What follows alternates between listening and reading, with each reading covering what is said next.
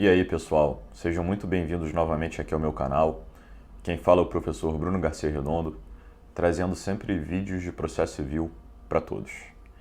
Tema da aula de hoje, vamos falar sobre um procedimento especial chamado embargo de terceiro. Embargo de terceiro vem regulamentado no CPC, nos artigos 674 a 681. E a finalidade, basicamente, dos embargos de terceiro, como o próprio nome já indica, é livrar ou impedir um determinado bem de terceiro de uma constrição judicial. Então, basicamente, um terceiro busca impedir a concretização de uma indevida constrição, uma indevida apreensão, uma indevida oneração judicial sobre um bem seu. Então, basicamente, quando um terceiro que não deveria ter seu patrimônio atingido por um processo, ele acaba tendo a prática de algum ato judicial de constrição ou apreensão sobre um determinado bem de seu patrimônio. E o terceiro, a princípio, ele não tem interesse na ação principal. Pelo contrário, a regra geral vai ser ele ser terceiro. E ele sendo terceiro, ele não deveria ser atingido por um processo do qual ele não é parte. E se indevidamente atingido o patrimônio do terceiro, a defesa típica principal que esse terceiro tem é a nossa ação do vídeo de hoje, embargos de terceiro. Vamos analisar alguns pontos basicamente assim, eu vou dar um exemplo. Vamos pensar que numa execução de A contra B, B executado, deveriam ser buscados bens do B, mas erradamente, em vez de penhorar um bem daquele B do qual o B fosse proprietário, penhoram numa execução, erradamente, um bem do C. Como é que o C vai se insurgir contra uma penhora indevida de um bem seu? Embargo de terceiro. Vai demonstrar que ele não é o executado, não tem responsabilidade patrimonial, logo, nenhum bem do seu patrimônio deveria ser apreendido naquela execução. Esse é o exemplo mais clássico, tá? E o fundamento do cabimento dos embargos de terceiro, basicamente, a regra geral de que o processo só deve ter eficácia inter partes. O processo só deve alcançar como regra geral as partes e até mesmo a coisa julgada pelo artigo 506 só pode, no máximo, beneficiar terceiros, jamais prejudicar terceiros como regra geral. Então o fundamento é esse: terceiros não devem, como regra geral, serem atingidos por atos praticados em processos dos quais eles não façam parte.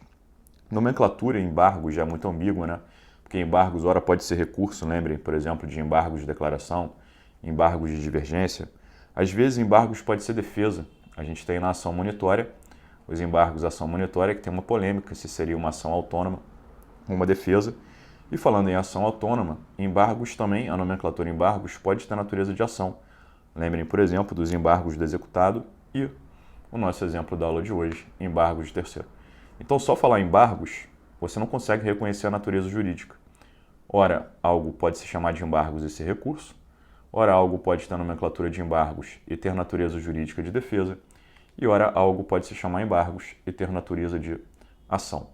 Embargos de terceiro, ação de conhecimento de procedimento especial. Essa é a natureza jurídica dos nossos embargos de terceiro. A própria nomenclatura já é criticada porque embargos, como eu disse, é uma expressão que pode gerar dúvida, ela não deixa tão clara a natureza jurídica desse instituto. E quando a gente fala de terceiros, às vezes dá a falsa impressão de que qualquer terceiro pode entrar com embargo de terceiro. E nós vamos ver que às vezes terceiros não vão poder apresentar embargo de terceiro e às vezes partes vão poder apresentar embargo de terceiro. Mas a regra geral é que terceiros possam apresentar embargo de terceiro. Vai ficar mais claro essa questão da legitimidade quando eu chegar aqui no vídeo e formos estudar legitimidade ativa e passiva. Então, o conceito e natureza jurídica, eu já mencionei que o Código de 73 e o Código de 2015 deixaram clara a natureza jurídica de ação de conhecimento de procedimento especial para os embargos de terceiro. E o conceito, basicamente, é esse. É uma demanda de processo de conhecimento de rito especial que busca impedir ou desfazer uma constrição judicial indevida sobre um patrimônio de terceiro. Embargo de terceiro, às vezes, pode, eventualmente, aparentar ter alguma semelhança com outros institutos. Então, nesse ponto aqui da aula, eu quero diferenciar embargo de terceiro de outros institutos que vocês, às vezes, poderiam achar que tem uma natureza parecida, ou um objetivo parecido, ou um cabimento, de certo modo, assemelhado aos embargos de terceiro. Vamos lá. Recurso de terceiro versus embargo de terceiro. Em primeiro lugar, recurso vem definido em lei como recurso. Então, recurso de terceiro, por exemplo, uma apelação de terceiro, A apelação é recurso, ela vem prevista em lei como recurso. Um recurso se desenvolve dentro da mesma relação processual. Então, dentro da mesma ação, dentro do mesmo processo, dentro da mesma demanda.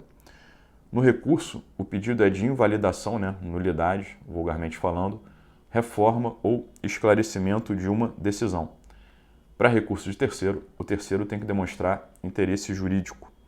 Isso significa que deve haver um nexo de interdependência para recurso de terceiro entre o direito do terceiro e o direito principal debatido em juízo. Quando a gente analisa o cabimento de embargos de terceiro, e embargos de terceiro não é embargos de declaração de terceiro, é o nosso procedimento especial aqui, embargos de terceiro, a gente vê que quase tudo que eu falei para recurso de terceiro, a gente vai ter basicamente o oposto para embargos de terceiro. Se recurso vem previsto em lei como recurso, embargo de terceiro não vem previsto em lei como recurso. Vem previsto como ação autônoma de conhecimento de procedimento especial. Ela gera nova ação e novo processo, nova demanda, diferentemente de recurso de terceiro. O pedido não é reformar, esclarecer ou anular uma decisão. O pedido é impedir ou desconstituir uma apreensão judicial indevida. Então ele busca atacar apenas o ato de constrição e não, eventualmente, a decisão que determinou a constrição. E por exatamente o fundamento ali, a tese ser de que ele não tem nada a ver com o processo principal e por isso o seu patrimônio está sendo erradamente apreendido, ele não tem que demonstrar nexo de interdependência entre o direito dele e o direito debatido em juízo. Pelo contrário, ele quer dizer que ele não tem nada a ver com a relação de direito material debatido em juízo. Então, ele não busca atacar decisão e não busca sustentar que o direito dele está sendo atendido. Não é um direito dele que está sendo debatido. Apenas um patrimônio dele foi erradamente atingido. Esse patrimônio não está sendo discutido na relação principal.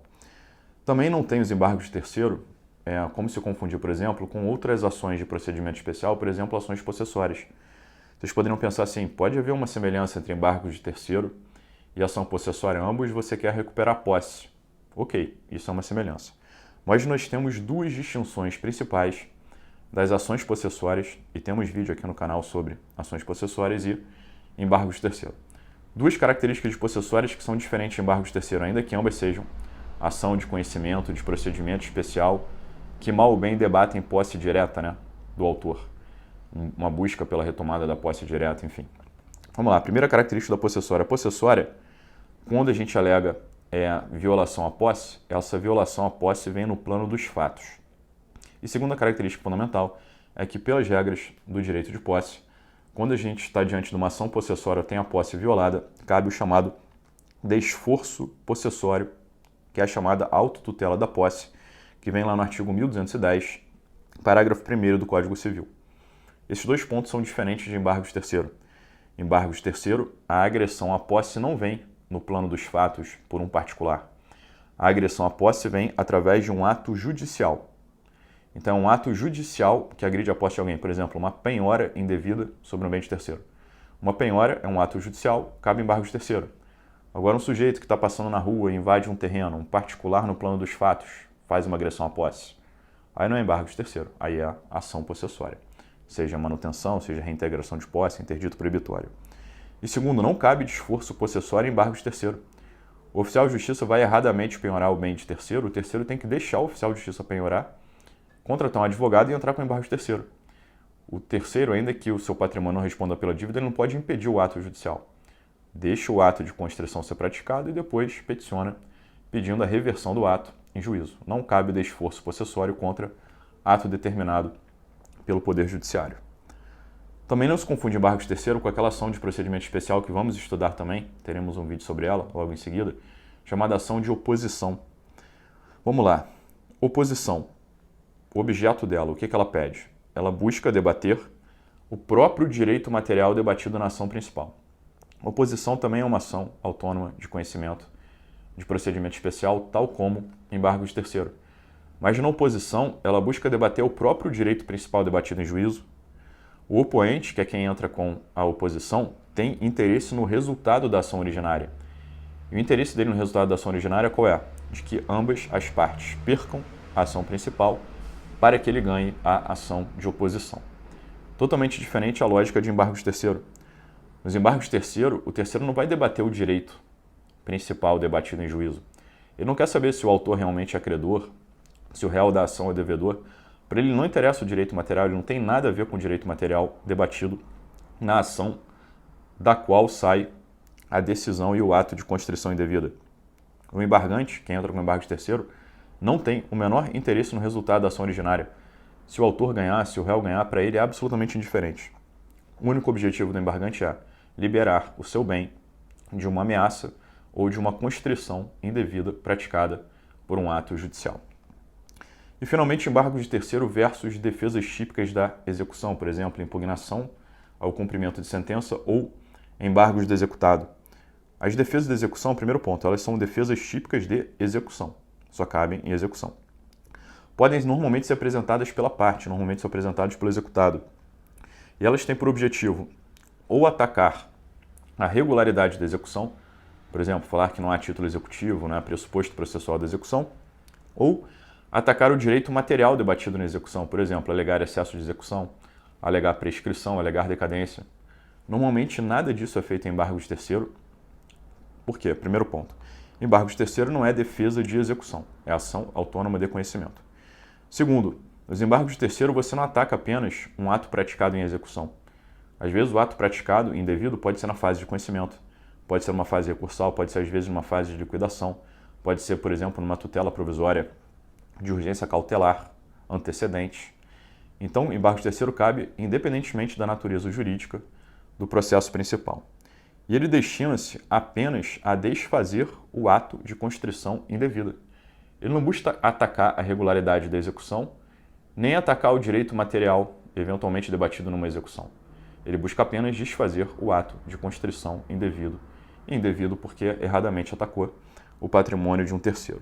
Então veja que, na verdade, a gente tem aí, às vezes, hipóteses que poderiam parecer que também seriam defesas de terceiro, e às vezes o terceiro pode utilizar, por exemplo, recurso de terceiro, mas os fundamentos, os objetivos, o cabimento, às vezes são diferentes. O terceiro tem que pensar quando que cabe recurso de terceiro, quando que cabe embargo de terceiro, e quando que cabem outros incidentes que podem ser utilizados por terceiro. Pensem, ação rescisória pode ser feita por terceiro, mandado de segurança pode ser apresentado por terceiro, impugnação ao cumprimento de sentença ou embargos à execução, majoritariamente em doutrina e jurisprudência, eventualmente podem ser apresentados por terceiro.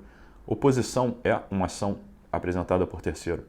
Então o terceiro tem à sua disposição diversos institutos processuais, caminhos diferentes, e aí cabe ao advogado ou processualista ali orientar corretamente o cliente para ver qual dessas várias medidas que estão à disposição do terceiro são a mais adequada para aquela situação, para aquela hipótese de cabimento e para aquele objetivo, aquele pedido, o objeto que você busca com a utilização daquele instituto processual.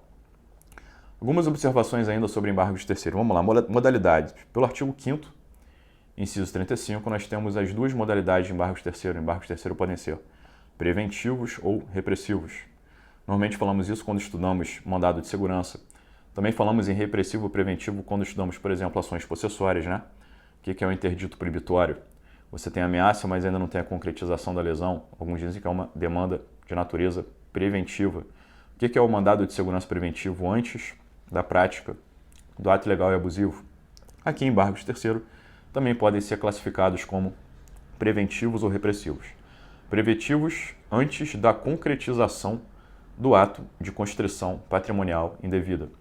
E repressivos são os embargos apresentados depois de praticado o ato judicial de constrição patrimonial indevida. Então, antes por exemplo, da concretização da penhora, o sujeito já pode entrar com embargos de terceiro preventivos. Depois de penhorado erradamente um bem, ele pode entrar chamados embargos de terceiro repressivos.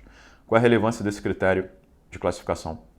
Qualquer ação preventiva, quando a gente ainda está na fase da ameaça e não ainda da lesão, ameaça para o cabimento da ação, para a existência de interesse processual, a ameaça tem que ser qualificada. A ameaça tem que ser real, concreta, objetiva e atual. Estudamos essas características da ameaça quando estudamos, mais uma vez, possessórias e mandado de segurança. Então, a ameaça não pode ser qualquer ameaça meramente subjetiva, não atual, pretérita, difusa. Deve ser real, concreta, objetiva e atual.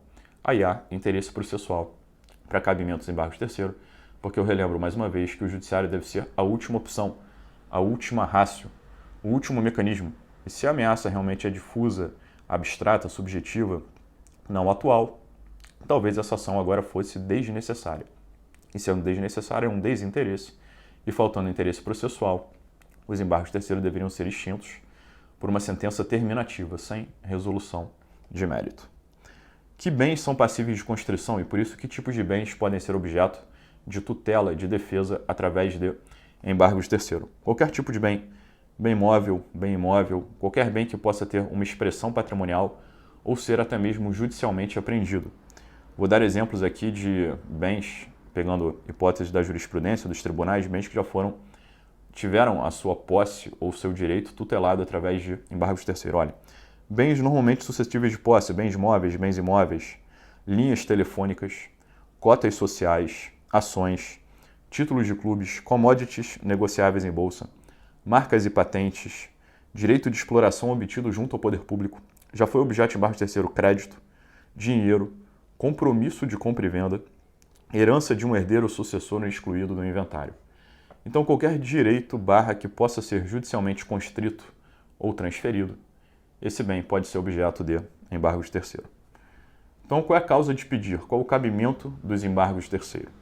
Em primeiro lugar, nós temos que ter um ato jurisdicional. O fundamento é, houve um ato jurisdicional que implique uma restrição ou constrição a algum bem.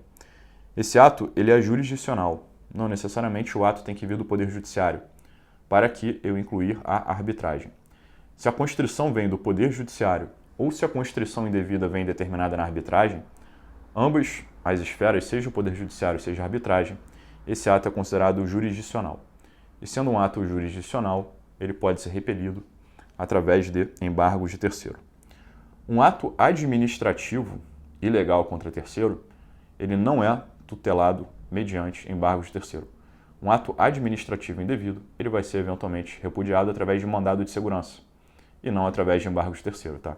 Então, o terceiro tem um direito seu lesado por um ato administrativo, talvez de mandado de segurança, porque o mandado de segurança tem uma série de requisitos de cabimento também. Agora, se o ato não vem da administração, vem do Poder Judiciário ou da arbitragem, aí o meio correto são os embargos de terceiro. É isso que fala lá, por exemplo, o artigo 674 do CPC, que traz um rol exemplificativo de medidas constritivas ou restritivas que podem ser praticadas, por exemplo, pelo Poder Judiciário. Fala lá o 674. Quem não sendo parte em um processo sofrer uma constrição ou ameaça de constrição sobre os bens que possua, tenha posse, ou sobre os quais tenha qualquer direito incompatível com o ato de constrição, um direito de propriedade, um direito de usufruto, alguma coisa assim, poderá requerer o desfazimento ou a inibição por meio de embargos terceiros. Então, o primeiro é o ato ou a ameaça da prática do ato jurisdicional, e o segundo é a existência de algum direito sobre esse bem. Você tem que demonstrar que, de alguma maneira, você tem um direito sobre esse bem. E esse seu direito é incompatível com a apreensão. Exemplo, é o meu direito de propriedade, porque eu sou dono e eu não sou o devedor da ação, meu bem não pode ser constrito. Então, a existência de algum direito, seja de posse, propriedade, usufruto, o que quer que seja, que mostre um vínculo jurídico do embargante com o bem, e esse vínculo jurídico, esse direito, é incompatível com a apreensão judicial equivocada. E terceiro pressuposto de cabimento, causa de pedir fundamento, é a inexistência de responsabilidade patrimonial. Então você tem que ter um ato jurisdicional ou uma ameaça, um vínculo com a coisa, um direito em relação ao bem e, finalmente, inexistência de responsabilidade patrimonial primária ou secundária. Então, o meu bem não responde por aquele direito lá debatido na ação. Não responde por aquela demanda. Eu vou dar uma fracionada no vídeo aqui e logo em seguida a gente estuda legitimidade ativa, passiva e outros pontos aí de teoria geral de embargos terceiro, que são pontos importantíssimos. Por favor, não se esqueçam de se inscrever aqui no canal e clicar em curtir o vídeo. Agradeço a audiência. Fiquem com Deus.